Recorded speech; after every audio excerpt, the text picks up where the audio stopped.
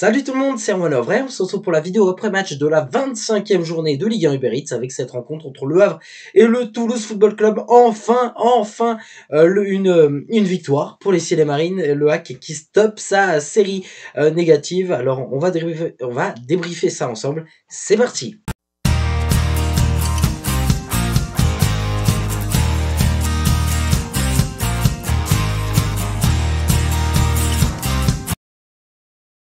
Et c'est parti donc pour le bref de la rencontre, une rencontre qui a eu lieu ce dimanche à 15h au Stade Océane, un Stade Océane bouillant, et cela une heure à peu près avant le match où le COP était déjà à chaud pour montrer en tout cas aux joueurs que les supporters avaient confiance en eux, et ça leur a permis, je pense aussi aux joueurs, de se dire oui, on est soutenu, le public est avec nous, même dans cette série négative, même dans cette série qui actuellement est difficile à encaisser, mais les supporters ont répondu présent, et cela même avant le coup d'envoi, et ça, faut le souligner, c'est magnifique. Ce que les supporters ont fait, c'est magnifique de soutenir les joueurs, même dans cette période négative, et en tout cas, ça a servi pour moi.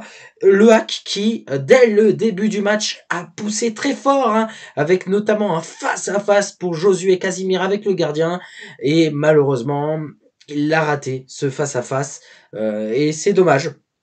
Bref, en tout cas, le hack aura dominé la première mi-temps. On aura vu une superbe équipe du hack avec un très bon match, mais malheureusement pas de but. En tout cas, en première mi-temps, c'est un petit peu le regret qu'on peut avoir, c'est de se dire c'est bien de jouer autant, mais on n'arrive pas à déclencher ce but.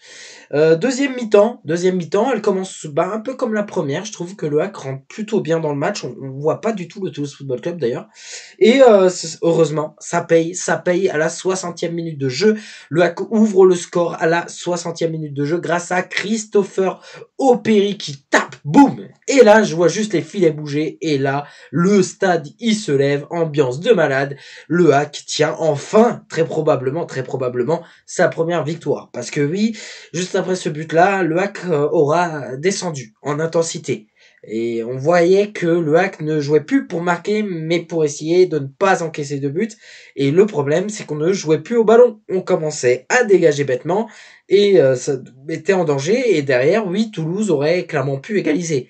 Bon, derrière cela, on n'a pas eu un grand Toulouse Football Club non plus face à nous, et ça nous a permis de tout simplement tenir le résultat jusqu'à la fin de la rencontre. Et le hack tient enfin sa victoire, une victoire 1-0 sous la plus petite petite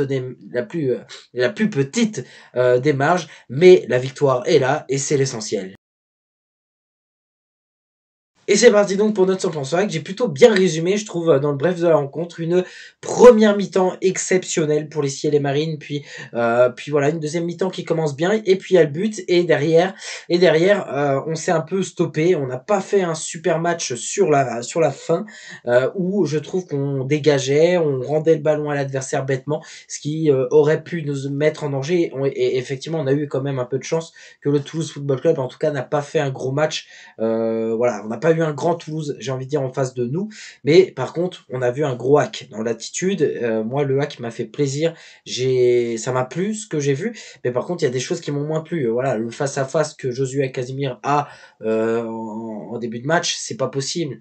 Faut prendre une initiative, faut soit taper trop tôt, plus tôt je veux dire, mais le problème étant que là il attend trop, et en fait il se retrouve qu'est-ce que je fais? Il restait en fait deux possibilités. Le gardien était beaucoup trop avancé.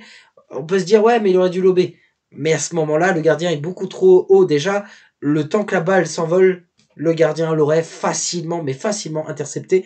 Il restait deux solutions. Soit dribbler le gardien, ce qui est compliqué, des fois, quand on n'est pas très adroit en termes de dribble, mais possible. Ou alors essayer de voir s'il y avait un camarade à côté. C'était la seule solution à ce moment-là. Et moi, je trouve ça dommage que Josué a pris trop longtemps pour agir, et c'est malheureusement ce qu'on voit régulièrement. Ça fait des années, je trouve qu'on a, dès qu'on a un face-à-face avec le gardien, je commence à me lever, mais je sens qu'on va pas le faire, qu'on va pas marquer. Et ça montre à quel point on est encore en difficulté, en tout cas sur ce secteur-là, parce que sur des occasions qui nous sont un petit peu offertes, en fait, il faut les saisir, ces opportunités-là. Faut les saisir. On n'a pas le droit de rater ça. J'adore Josué, mais on n'a pas le droit de rater ça. Derrière, Mohamed Bayo qui nous fait encore un match assez moyen, même médiocre, j'ai envie de dire. Après, on a vu une frappe en première mi-temps, bon, poteau, bon, voilà, je peux pas trop lui en vouloir, l'anglais est un peu compliqué. C'est dommage. Je pense que ça lui aura fait du bien de marquer un but. Mais c'est vrai que Mohamed Bayo, il y a beaucoup de monde qui le critique. Il y a beaucoup de monde qui le critique et moi je comprends les critiques. C'est vrai qu'il s'est fait huer en sortant du terrain. Moi de la télévision, je l'ai entendu. Je trouve ça dommage, très honnêtement, de le huer alors qu'à ce moment-là du match, le HAC est en train de mener au score. Mais c'est compréhensible. C'est-à-dire que beaucoup de supporters n'apprécient pas. Moi, je suis d'accord en fait avec les deux parties. C'est-à-dire que oui, on mène le score, donc pourquoi huer un de nos joueurs? Je trouve ça bête.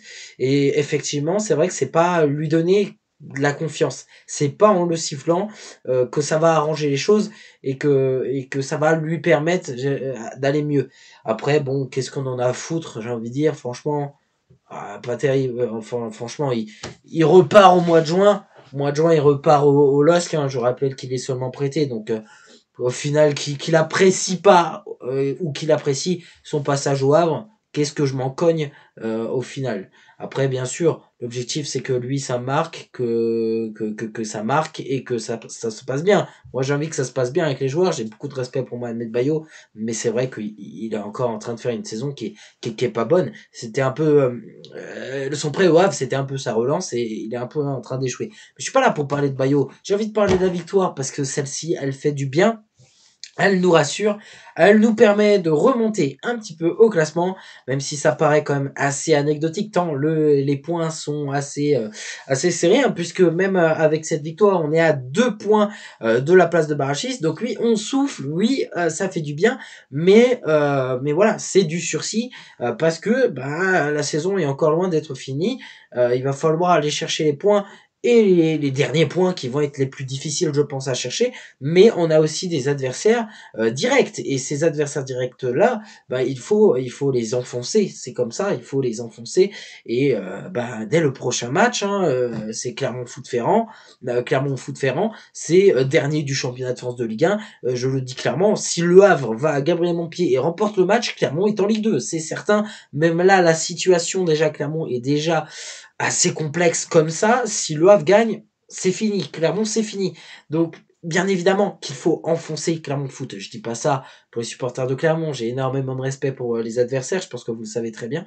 Mais voilà, faut les enfoncer parce que ça serait déjà au moins une des deux équipes qui serait reléguée directement, qui serait déjà assurée. Donc, de ce côté-là, nous, on se rassure et ça nous ferait 3 points. Et oui. Et je vais dire, quand t'es au bas de classement, 3 points, ça vaut de l'or. Ça vaut de l'or. Donc, il faut aller les chercher, ces points-là. La victoire, elle est obligatoire à Clermont. Puis on enchaînera Montpellier. Encore une fois, un adversaire direct. On n'a que des gros matchs en ce moment qui viennent. On va avoir une fin de saison qui, je pense, sera très intéressante. Parce qu'on aura Nantes, parce qu'on aura Nice. Nice qui va pas tellement bien en ce moment. Est-ce que le HAC va pouvoir aller les taper, hein? Ça, on verra. Il nous restera Paris, il nous restera Marseille. Ça, ce sera en dernière journée. Bref, on va avoir une fin de saison qui, je pense... On aura Metz aussi, punaise. Ouais, on aura Metz. Une fin de saison qui va être... qui va être très excitante à suivre parce que d'un autre côté, il faut qu'on aille chercher les points du maintien. Donc oui, on a les matchs contre des adversaires directs. Donc soit on réussit face à nos adversaires directs et dans ces cas-là, bah, c'est bien. Soit on se retrouve en difficulté et là, ça peut être la cata parce que tu perds contre un adversaire direct. La valeur du point, elle est plus importante en fait sur ce type de match parce que tu perds ton match à Lille ou à Rennes comme on l'a fait contre ces deux équipes, c'est des équipes qui ne sont pas dans la même catégorie que nous. Je pense que vous êtes d'accord.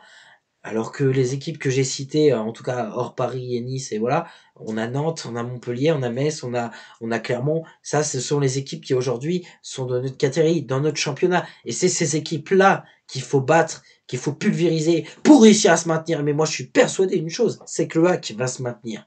Maintenant, il faut finir le boulot. Et en tout cas, bravo, bravo pour cette victoire face à Toulouse. Et je pense qu'elle nous fait du bien à toutes et à tous.